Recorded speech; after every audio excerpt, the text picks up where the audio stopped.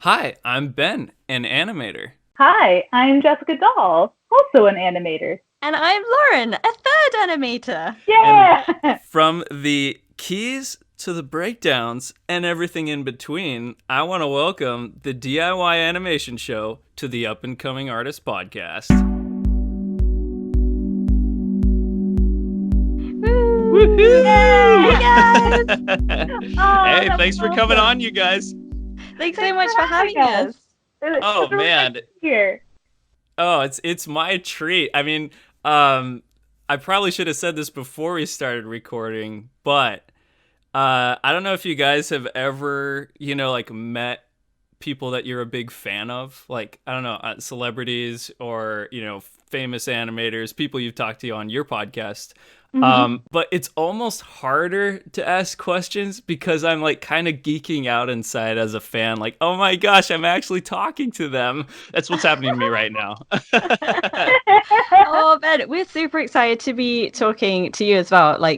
We've listened to a few episodes of the Up and Coming Artist podcast, and for myself, I super love that you guys are promoting artists, just kind of sharing the love and giving them the spotlight to talk about their thing that they do. I just think that's super cool. Oh yeah. Well, you guys doing that too. I mean, and of course you picked the greatest area of art to talk about, and that's animation. So we'll talk about that today. Oh yeah.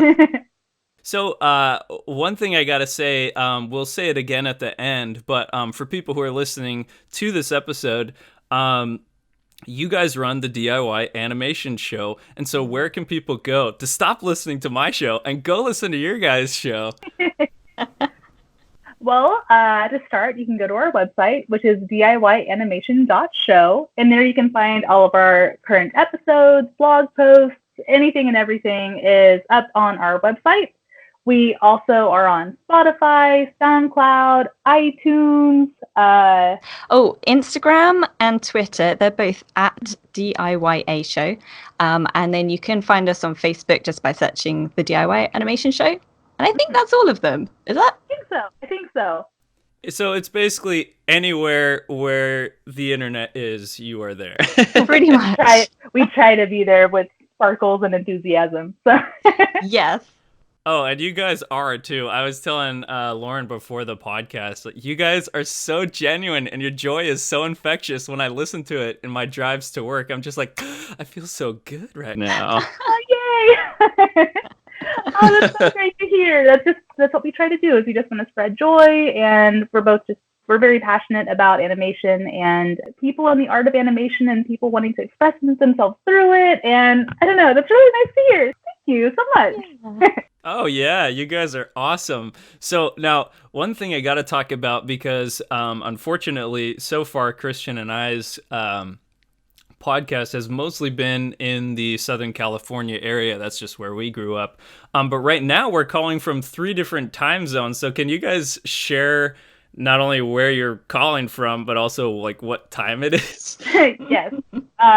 So I am calling from Oklahoma, and yeah, I'm in the middle of America, and it is currently 11:14 in the morning. Yeah, and I am calling from the southeast coast of England, where it is 5:14 in the afternoon. Wow. So we've had to make Lauren wait all day just to talk. I'm a really bad waiter, especially when, not like a restaurant waiter. I mean, someone who is waiting for something. And I just don't know what to do with myself because I'm like, well, I don't want to get too involved. Otherwise, I like really panic that I'm going to miss the start Yeah. time of what. So I just like bounce around from thing to thing. I'm just like, I want it now. Oh my gosh. Well, and that's true. I mean, as you guys know, as animators, time can really slip away when you get into a project, that you're passionate about. Which is why actually I also want to start out with this before we get into animation heavy. I was looking at your guys' bios, just doing a little research, and it looks like you guys have some pretty epic other hobbies too. Like, was it surfing, Lauren? Are you a surfer? Alas, I'm not actually a surfer. I just have a huge love for it. So Oh yeah. Yeah, I would keep up with specifically the women's world championship tour, or I think it's just the World Surf League now, isn't it? WSL. And coincidentally, when I was listening to my first episode of Up and Coming Artists, I was like, Ben really sounds like Joe Turpel. Has anybody ever told you that? The I commentator extraordinaire. Oh, really? Oh my gosh. Everyone just tells me I sound like Christian, so who's my brother? Well, That that's would seem awesome. cool. I've never actually gone surfing, which I'm really sad about, but one day it'll happen. Yes. Well, I say that too. I live in Southern California. That's where I'm hailing from, and I've never surfed either, and I've lived here all my life. So, It's like the state sport, isn't it? uh probably beach volleyball, honestly. But like, yeah. Now, Jessica, I was looking at your bio, and you have a like amazing sentence in there that I feel like needs some extrapolating, and that is you're currently developing new independent projects with her team. And I'm like, is that Lucky Bones Studio? Is that like just you just have a team in your closet that you just hide away, and I just have just my. force them to animate with a whip? I like the idea of having like a bat cave, and that's where like all the team is. Like Yeah. you go down there and be like, "Hey guys, we have another project," and everyone's like, "Let's go!" Like, Alfred, get us some juice boxes. Yeah, okay. yeah. Yeah, it's just kind of.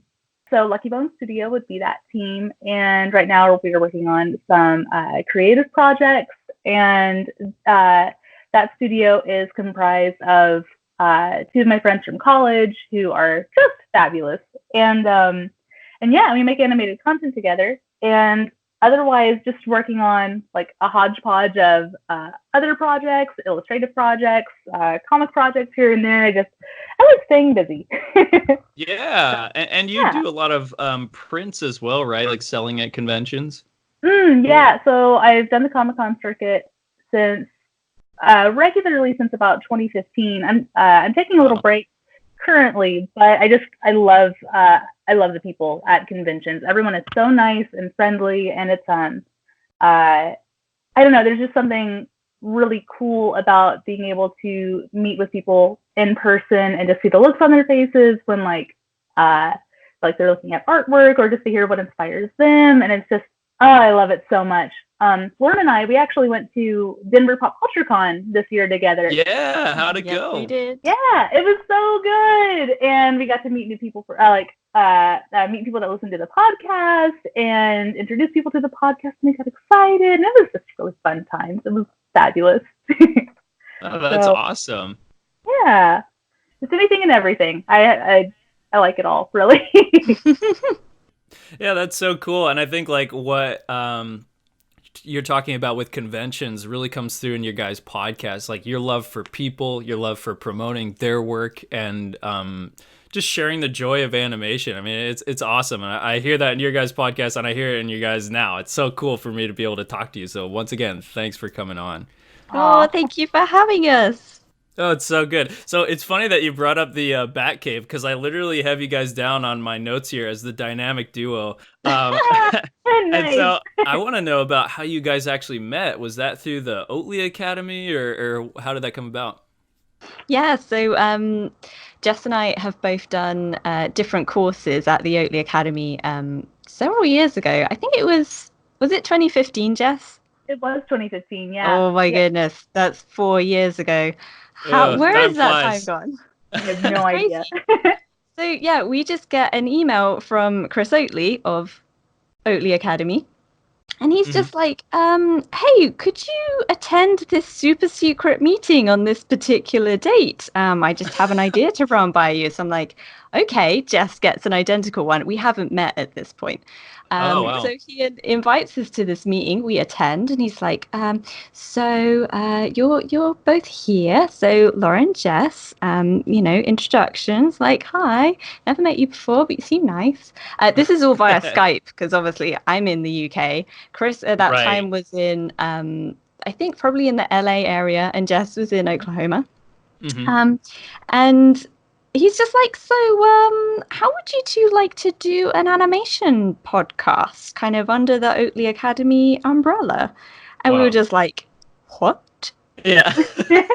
Okay. Coming totally out of left field, right? Like, Yeah, completely. I was even at the point where there were several Laurens in Oatley Academy at that point, and I was like, are you sure you've got the right one? And he was like, yeah, Lauren Morse, that's you. I was like, okay. was that pretty intimidating for you guys, or was that pretty like, oh, we could actually do this? I think we had no concept of what it would entail. We're just like, yeah, that sounds like fun. Like, we like talking about animation. This is like a cool person that I don't know that I'm gonna get to know, and it was like, it was very exciting, and it was intimidating, but I think it was less intimidating because we had like a mentor walking us through it, which was super, super helpful. Yeah. Right. Yeah. Yeah. So like if we ever had questions, we could reach out and ask, and like, or if we were like, hey, like, we were thinking of something with this direction, we'd be like, okay, that's cool. So like, what would that entail? And like, there would just be a lot of workshopping and then trying things out. And it's definitely one of those things that I'm kind of glad to not have known like what it took to get into it, because like for myself, I'm very much I'm a pretty methodical person. Like I like to know what I'm getting into, and yeah, and I think if I did, I think I would have been like, whoa, let me think about this. But since we just kind of dived into it, that was really nice. So it was just we were able to learn as we went along, and it just kind of took that sort of fear out of it, which was very nice. So yeah. And it prepared us as well, because so obviously Chris and the super fantastic OA team, you know, really helped us in sort of shaping and getting the podcast made in the early days. And then after a bit, Chris was like, would you two like to take this on yourselves? So I think without even thinking, we were both like, yeah, we'd love to do that. So we kind of struck out, you know, sort of under our own steam, and kind of took that on. And so it's just me and Jess now. We used to have a team of sort of 7 people helping make the podcast as part of OA. And now it's just me and Jess. And we're super grateful to have had all that sort of background knowledge and kind of, the mentorship that we had for it. Because I think if we tried to start it now, we'd be floundering and be like, I don't know what's going on. And it's, I mean, you and Christian will know as well, it is a lot of work for just 2 people, but we enjoy it so much, and we get such a kick from talking to people and kind of finding out what they're doing and how they're doing it and their thought process behind it. It's just the best thing ever. Yes. Oh, that's so awesome. I mean, and that's cool too. I mean, obviously, listeners of this podcast will probably be aware of the Oatley Academy podcast, which, as you guys mentioned, he was already running at that time. And so that's cool that you had that mentorship and guidance kind of through it. Was he giving you advice on like, here's the equipment you're going to need? And obviously you had that production team at the time too. So what were they helping on in terms of getting the podcast up and running? It was really anything and everything. Since it was a part of the Oatley Academy, they already had the framework for like, oh, this is how we run podcasts. This is the type of equipment that we use.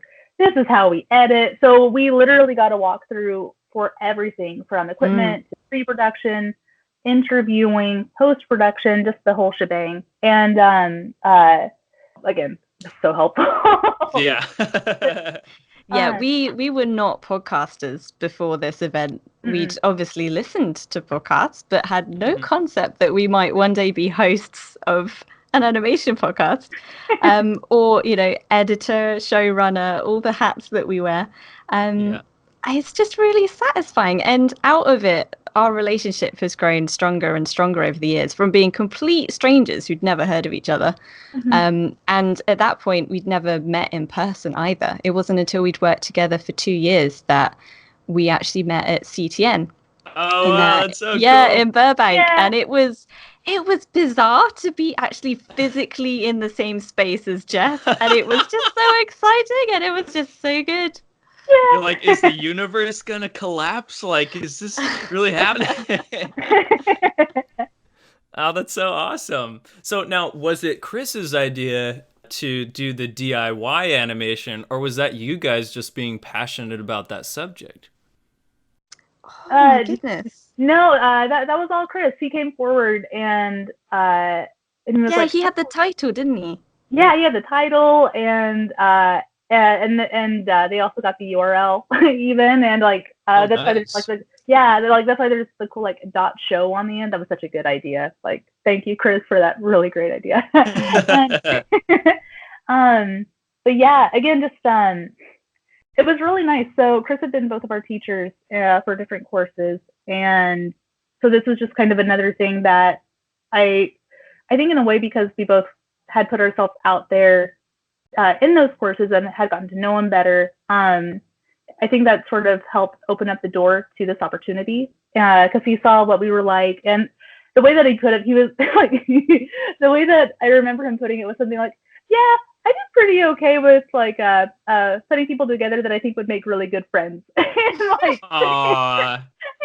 and man, dude, he's like, he was great. His record holds Yeah. He's true. got to run his own, like, online, like, not dating service, but, like, best friend making thing. You know what Yeah. I mean? Yeah, if he ever wants to like make a business out of that, he'd probably soar like crazy. But he just uses his skills just out of the goodness of his heart. It's so good. Aw. And but yeah, so everything was just set up really nicely in a way to where we were able to just essentially learn not like a class necessarily, but again, we got that really nice instruction about at least to see how the Oatly Academy ran their podcast. So that was really cool to see just from an organization, like how they set everything up and how they took care of everything in the pipeline and like timelines and just all of that good stuff. So it was very invaluable, and I'm really grateful that like that opportunity was extended to us. So it's really nice. Yeah, that's so awesome. Mm-hmm.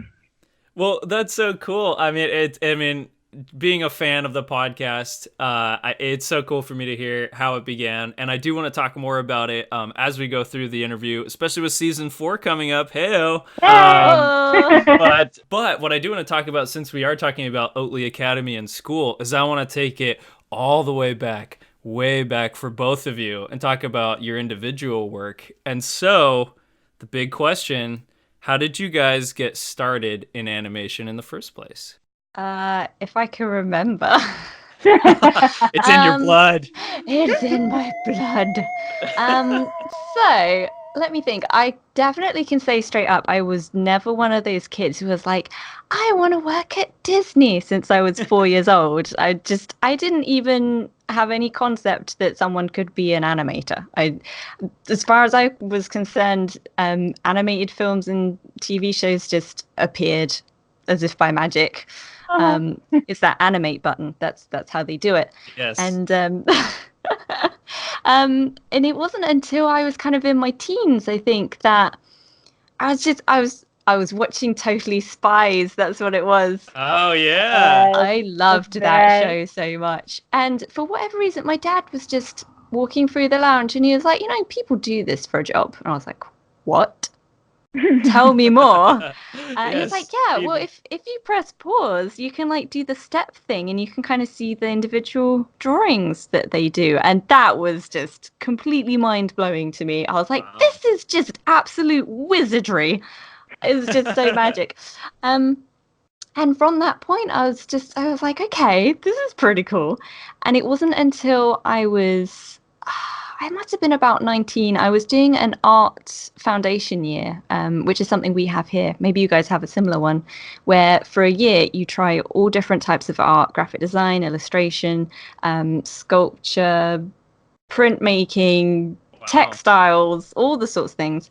And they had a class on animation, and it was really limited. I think maybe 5 people could join, and I got a spot, and I was like, oh, I'm really excited. I did my first bit of 2D animation and I was absolutely hooked. Oh my goodness, it was the best thing I ever did. And I was like, I think this is it. And so after that, I started looking at universities and figuring out, do I want to do animation or illustration? And one guy, I think he was a third year because they show around to prospective students. And I was like, how do you know if you want to be an animator or an illustrator?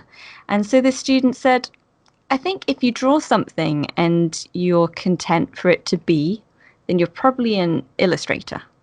But if you draw it and you start imagining it moving and what kind of mannerisms they'd have and what kind of personality and the sorts of things that they would do, then you're probably an animator. And I was like, oh, that's me. I'm the second one. So that kind of confirmed it, really. I was going to Wow. be an animator. And that. Oh man, I want that guy to write my fortune cookies. So awesome. Right. It's so good. So for me, I was in a similar boat where I like when I was a kid, I watched cartoons just all the time and I loved them, and but I had no idea that you could do that for a job, like whatsoever. I didn't even think about it. It was really like in retrospect, I'm like, what? Like they were all drawings. I didn't make a connection. What? And and I remember that the first time that gosh, I think it was 16 or 17, and I was just kind of minding my own business, and I had found this band called Gorillas, and I was like, Oh oh yeah. yeah, and I was like, oh, like I've heard that they're cool. I like that there are drawings, and I thought that like because I had only seen the cover of the Demon Days album at that point, and Hmm. I thought that I was like, oh, cool. They just like drew the band members like as cartoons. Nice. Hmm. I did nothing, and Yeah. and I started watching their music videos, and I fell in love. Like Yeah. between oh my gosh, between the style and the music and just the characters themselves, it was just interesting and cool, and it was so different from anything I'd really seen before. And I remember it was the Feel Good Inc. video, and there's a part Mm. where 2D, the singer, like he walks up to a window and he puts his hands on the glass, and there's condensation on the windows, and he drags his hands down, and he leaves and he like wipes away part of the condensation. And that moment was it was really visceral for me. Mm. Both at like that felt so like not real, you know. I know it Yeah. wasn't real, but it just felt so like the space felt so real, and Yeah. he felt like oh, it was It's such a a world perfect you believe in. yeah. I believed in it, like I was there with him suddenly, and for whatever reason, that was the moment that I was like, people draw this. I want to draw that. I want to do that. And Oh. oh, it was fabulous, and that really kicked everything off. I went to art school after that. I had a similar thing of like, do I do illustration or animation? I'm not sure. And to be honest, I still fluctuate between the two. I really like illustrating, but I really like animating. Yeah. so uh, so yeah, and that's really how it all began. Just that one seed with the Feel Good Inc. music video. Oh, that's so cool. Oh, I love it so much. That's cool that you can kind of like pinpoint it down to like a moment when you had that like maximum moment of inspiration. You're like, I gotta do this. Yeah, it just like I know it just all culminated right there, and I just remember like that feeling in my gut, and like I feel like I could feel my eyes sparkling almost. I was just like, this is it. Oh, I gotta do that, and Yeah. oh man. But what about you? What was your moment? Oh man. Oh gosh. Don't turn the tables on me. I Ah, wrote I was going to ask though, and I will answer this question. It's crazy that you brought that up cuz I was in a character animation class, and Mike Dietz, who was my professor, he animated like the Earthworm Jim video game back in the day. this is a good one. Love it. I know, right? Anyway, Yeah. he asked a question. His very first, just how we opened the class was a favorite piece of animation that makes you want to animate every time you watch it. So, Jess, I mean, you kind of said one for you. If you have another one, feel free to say it. But Lauren, now I kind of want to hear from you. Is there a piece of animation where every time you see it, you're just like, oh, I gotta animate? Oh my goodness. It's just just almost anything, really. I don't think I have one kind of go-to thing, but I do have a very, I don't know if poignant is too strong a word, but I was watching Space Jam at Christmas. Yeah. It happens at Christmas. I don't know why, but Space Jam is super good. I hadn't watched it for ages, and I was like, I'm just gonna watch it. I want some of that Michael Jordan, Bugs Bunny fun. And I was watching it, and where they're taking on the Monstars in their sort of initial meeting, that sort of intense training session where the Monstars are just crushing it. I was like, this animation is actually freaking amazing. It's so good. I think people often just kind of like toss it away and just like, yeah, it's for kids, isn't it? And it's like, no, it's not. It's just so good. They've got such strong volume and form and just the force behind them. It was just one of those moments where I was just like, I can't believe I hadn't realized this before. Yeah. It really got me excited to, work at my animation more. You're like, this is art. Yes. Oh, that's so good. Well, to answer your question, I'll probably cut this out. Mine that I said, because it is so hard to limit it down. You're right, Lauren. I mean, it's like anytime I see anything animated, and once again, just to shout your guys' podcast out, DIY animation has got to be like it's my passion. Like, I'm a little jelly that like that's not my podcast, you know. But I do have to say, The Rabbit of Seville, directed by Chuck Jones, in which, if you guys remember that Looney Tunes, Bugs is massaging Elmer Fudd's head with his toes and like moving up his head slowly. And it's so funny that like that's what I said when the professor asked me. I was like, that every time I see that, I'm just like, man, I want to draw someone massaging someone else's head with their feet. Oh my gosh, that is so classic. It's so good. So good. Yes, and to bring it back, Looney Tunes is really, I'd say, what got me into animation. And kind of like you, Lauren, like that's what I was watching when my dad was like, this is like animated, by people, and I was just blown away. It's so awesome. Lauren, you did bring up when you're talking about Space Jam just a second ago, some aspects of animation that really appeal to you. So a question that I have, kind of, as we move into more like technical kind of questions, what aspects of character animation, or even just animation in general, do you guys value as artists and animators? Wow, that's a really good question. Mm-hmm. I think, well, I mean, it would be kind of easy to say just that it has life behind it, Because I mean, that's kind of the whole point of animation. To give life to. Exactly. I guess it's from sort of a technical standpoint. I mean, given that for me, character animation in this instance is necessarily all about the character feeling like they have autonomy and are thinking for themselves. And like Jess said with the gorillas, like they're existing realistically in whatever world they're in. Mm-hmm. Or, feasibly, even if it's kind of slightly more abstract. That as a given. From a technical standpoint, I really enjoy animation that kind of pushes kind of what you need in order for it to be animated, if that makes sense. Mm.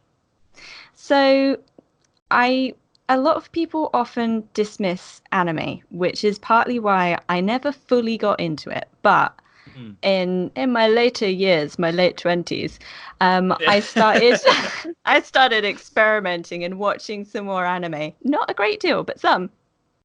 And I really appreciate how they manage to achieve so much with so little. They're really economic, but it just really gets the point across. And I just think it's just magic.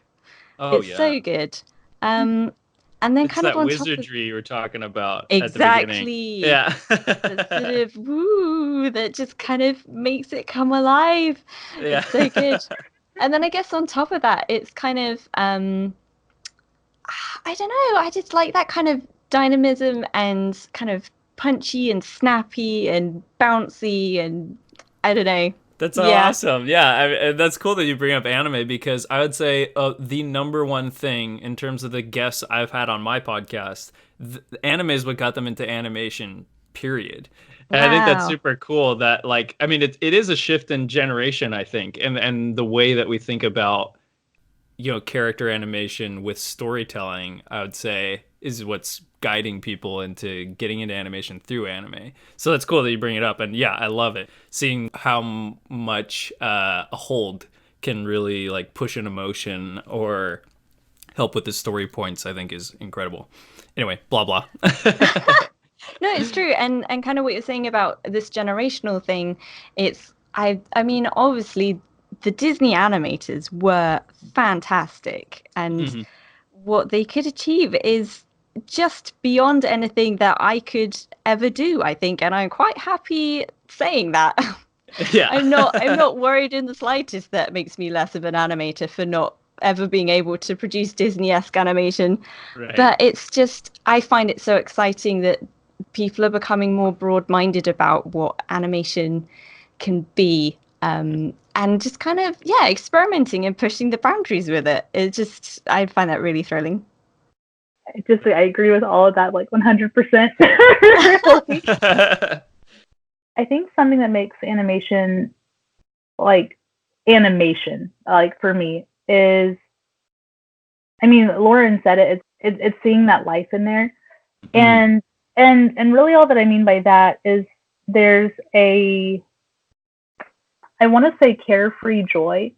And not to say that like the piece has to be like, oh, it's a super happy piece or super joyful or wow, they made it look so easy. I feel like you can tell when someone has really like put themselves into an animated piece, whether it's like simple animation or a detailed piece, whether it's their subtle emotion and acting or whether it's really broad and cool. Like there's this one and I forget her. Oh, what is her name? Oh, darn it, I'll have to look her up later. But she did this just little 6-second animated music clip, and it's digital and hand drawn. And it's like a little blip of techno music, and she's animated this girl dancing, but the dancing that the girl is doing is very like literally like blocky and geometric. So it's a very and it's just so darn fun and cool. It's not generally draws. That might be it. If I can find it, I'll send it your way for the show notes. Sweet. But yeah, because like it's just fabulous. So I think just seeing someone either having a lot of fun or you can tell that they've just really like allowed, like put themselves out there in their work. I think that's so cool, and that's really inspiring to me. And then from a technical point, I am a huge fan of really good timing. Like I love like there's something in like animated music videos in particular that I'm just a huge fan of. But even like that, or like slapstick comedy, and I think that's what like I really enjoy like those sort of things because I think they're so timing heavy, or they're so reliant on good timing for it to like deliver that yeah, the punch of it, yeah. And the thing is like because it's not even so much that like that you just see it and you're like, oh, that was good timing, but like you feel it in your gut and like just all over, like, oh, that felt awesome. Like they just like they hit that mark, just boom, just man. So those are probably the markers for me. Just oh man, actually yeah, good timing gives me like the chills in like a good way. Oh yeah. Well, and it's, I mean, of all the elements of animation, especially I would say perhaps it's you coming from an illustrator's side, because obviously your draftsmanship is very strong and probably your silhouette and posing is probably strong as well. Timing is that kind of other aspect of that animation has on top of illustration, which is maybe why it's so cool and people do it well, because it's really hard to attain, I think, at least for me. I don't know. Yeah. No, like I struggle too. I think like there are days where I'm like, oh, I feel like the timing is good here. Then there are other days where like everything just feels like kind of muddy or kind of like it's Yeah. all just kind of like a river just all flowing into itself, and I'm just like, Yeah. this is what it's gonna have to be today.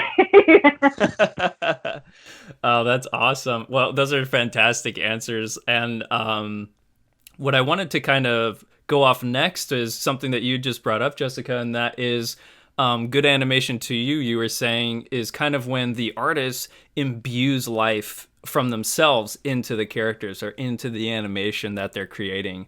So what are some ways that you guys try to practice that in your own work, if you can, if that question makes any sense? It does. It does.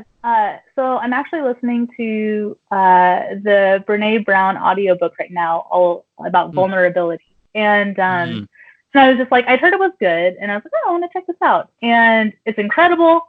I recommend to anybody out here to listen to it. It's on YouTube. And but in it, she just stresses how important it is to be our authentic selves, like whether that's to like to experience like the good emotions, the bad emotions, and just to accept that like it's okay to feel these things. And I feel like when it comes to your work, like I'm working on being more mindful about this, but because again, it can be really easy just to get wrapped in with like the technique and everything, which is super fun. Like if that's your gig, like you got to do it, have fun, go for it, yeah. right? But I think it's really important just as you're working to reassess that, like oh, like am I making these choices because like I believe in these choices, or am I making these choices because I feel like that's what other people want me to do? I think there's a level of, I think that can be scary sometimes if you're not used to it, or if it's about a topic that's really like close to your heart. That can be kind of scary to do, because then you're like, oh, but I don't want to offend anybody or hurt anybody's feelings, or like I don't want to convey this poorly. And it's like, hey, you know what, like this means something to you, and that's good. And if you care about it that much, then I'm sure you're going to do just fine. So just do it. Just go for it. Yeah. So, right. So like I don't know if that makes sense necessarily, but I think that like absolutely. Cool. Yeah, it's just like just if you're feeling something or you want to express something, like you don't have to justify it to anybody. Like just like if you want to do it, again, like in like a non-harmful way, of course. Like if you want to make a piece that's just completely joyful, and like maybe there's not an actual like story to it or anything like that, like it's non-narrative, that's cool. Go for it. Just try to get to the core of what you want to do, and just kind of realign yourself there just as you're working on a piece. So that's what I try to do. Yeah. Oh, you might even say, DIY animation show quote, follow your heart. By following your heart, you have fun animating. Yeah. That's awesome. I think for myself, I think I kind of want to loosen up a bit. Like Jess was saying about, kind of being vulnerable and following your heart in it. For me, it's kind of, I find often quite a lot of self-doubt kind of creeps in as I'm making my animation. I'm just like, well, is this keyframe good enough? Is this the right spot for this in between? Should I shift it one way or the other? I've been trying with the GIFs that I was working on earlier this year, just personal project ones, just trying to kind of think, well, that's where I want to put it. That might not be the perfect spot, but you don't know until you've done it and you watch it back a year later and just like, why did I put it there? Or you watch it back later and you're just like, actually, that is exactly the right spot for it. I'm so glad I just trusted my gut and went with it. So I'm trying to kind of loosen up in that kind of mental aspect of just, if that's where I think the in between should go for this timing to get this sense of weight and purposefulness or languidity or whatever, then that's exactly where I should put it. Because, well, particularly for these, it's just for fun. So you've got to allow some room for play and experimentation in it. And just kind of, your style of animation will be different to somebody else's. You might really appreciate theirs, but it doesn't mean that yours has to look like it. So I'm trying to do that a bit more, kind of find out my own animation style and just kind of learning to own it and like, this is how I animate. So that's that. That's That's all there awesome. is to it. Yeah. The other It's thing that is easy, kids. exactly. Yeah. No problem. The other thing is actually loosening up in the drawing as well. I had a really, really good animation tutor at university who had worked on all sorts of like UPA cartoons. He was Oh really gosh. amazing. He was so good. I distinctly remember one of his pieces of feedback when I showed him an early piece of work was, yeah, it's really good. You need to watch your volumes of your frames when you're animating. You know, this limb is a bit longer than the other one, and all that. And I was like, okay, yeah, I can work on that. But actually, I kind of focused on that too much to the detriment now, where I feel I'm quite rigid and technical about my drawing. And when I see other people's line tests that are, you know, a bundle of lines that are barely held together, but it still communicates something, I really want to try and incorporate that into my work a bit more, just loosen up and get the ideas down without worrying, oh, his limb is a fraction longer in this one, or, you know, he was a little bit shorter in the previous frame or whatever. Just kind of like parking that at the door because it doesn't matter at this moment in time and just having fun with getting the animation down. And then that feeds into the placement of frames and stuff because you're working quicker, you Right. know, you're not worrying about, oh, I need to make sure it's exactly on model and all this kind of stuff. So that's what I'd like to work on a bit more, I think, for my own stuff. Oh, that's so cool. I mean, and that's cool too, where you see that area where you want to grow and like are pursuing it. Because I think sometimes, like especially when we don't have, at least for me anyway, when I don't have other people looking at my work, I kind of do work less because I don't know what to do with it. You know what I mean? I don't know where to take it. So that's awesome that you're doing that. And just as a side note, because I didn't say this earlier, it's cool too. Like we were just talking about, kind of putting yourself into the piece. I absolutely love Sid and Squid. And Oh, thank now you. knowing that like you're passionate about surfing, you know what I mean? It's like putting what you know into your work. I think that's super cool. Yeah, thank you. It's funny. Sid and Squid, it started at university for sort of our final year project. And I was just like, I literally don't know what to do. I was trying to come up with story ideas. And then eventually, after a really long and mentally agonizing period, because I think I'm terrible at making up stories, I was just like, maybe there's a surfer, because I was like, well, surfing's cool. I wasn't super into it at this point, but I was like, surfing's cool. And I love the beach, so yeah. And then I was like, oh, but what if his best friend is a giant squid and they just get up to Yeah. ridiculous trouble? And that's where it stemmed from. And as I was, you know, you do the research for big projects like that and you try and hmm get, you know, details, um, you know, really on point and all that kind of thing. And the more I researched it, the more I got into it. And it became a really big part of my life for a good few years. It was just hmm the thing I loved watching. You know, some people watch football or soccer. Other people Yeah. watch I got American you. football. Yeah. And so so yeah, just as other people watch other sports, I watched the women surfing and it was just really inspiring. It made me try or pick up longboarding. I skated longboard for a while. Um, and that was a whole nother learning experience because I was like, I'm in my 20s. Who in their 20s starts skateboarding down the seafront? I felt ridiculous and I was very slow. I was barely faster than walking, but that didn't matter because it just felt so good to be rolling along.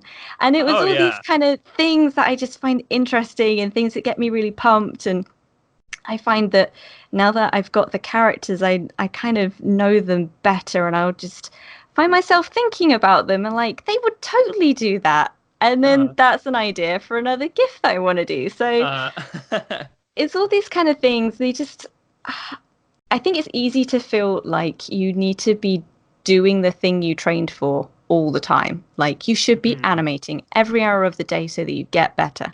But actually, that doesn't leave a lot of room for, other aspects of life that actually ultimately make your pursuit that much richer, because you bring so many different things to it. Oh, that's awesome. That's so well said. And that's cool too that you, like I was saying earlier, put in what you know, and then trying skateboarding and trying like other things to grow your experiences, but also just grow yourself. I think is so cool that you're doing that. And that concludes episode 1 with the DIY animation show. Ben here. And I have to say that because Christian and I have the same voice. But as you can tell, he wasn't here. And I'll have some more information on that. And that's actually going to lead into some pretty epic stuff coming up with the podcast. But I'll talk about that in our next episode. And that episode is going to be part 2 with the DIY animation show. Heyo! And in that episode, Lauren and Jess really break down how they make their show, talking about how they make their podcast. And I think that's going to be great for anyone out there who's looking at making their own podcast. So be sure to check out that episode. And I got to say, I really enjoyed the shout outs in this episode. Not only did we have Totally Spies and Gorillas, and shout out to Creatorstore for that epic alien music sound effect, but now I know who I can look to for another similar voice aside from just Christians. So everyone check out Joe Turpel, who sounds like me, as Lauren pointed out in this episode, the surfing commentator. So I hope everyone gets the chance to check out Lauren and Jess's podcast. That is the DIY Animation Show, and you can find it at diyanimation.show as their website, and of course on Spotify and iTunes or SoundCloud, or you can check them out on Instagram at DIYA Show, and as well as check out their personal work, so _ Lonnie Dawn for Lauren, and Jess Doll 24 for Jessica. So check out their work, guys. And while you're on Instagram, check out these amazing artists. This week we have prop design and backgrounds by @MightyCreations. Check out her work. Animation and story art by @HadeAnimation. Illustration by @EvanGreenArt. Composing, writing, and illustration by @John the Hillbilly, and character design by @MissJazzDeFunk. All these artists are really fantastic, and you can find them all on Instagram. And while you're there, check out Lauren and Jess's work as well. Some fantastic animation. And check out our part 2 episode with them coming out next week. So everyone in animation, enjoy Lightbox Animation Expo, as that's coming up this week as well. I won't be there because I'm actually working on a show. I've been working on Crossing Swords for Stupid Buddy Studios for the last couple of months. I'm going to be there while everyone else is at Lightbox, but enjoy the event. You'll have to tell me how it is. And when you come back from the expo, we'll hopefully have our part 2 episode with the DIY animation show up for you. So check it out, and in whatever area of art you love, keep on creating.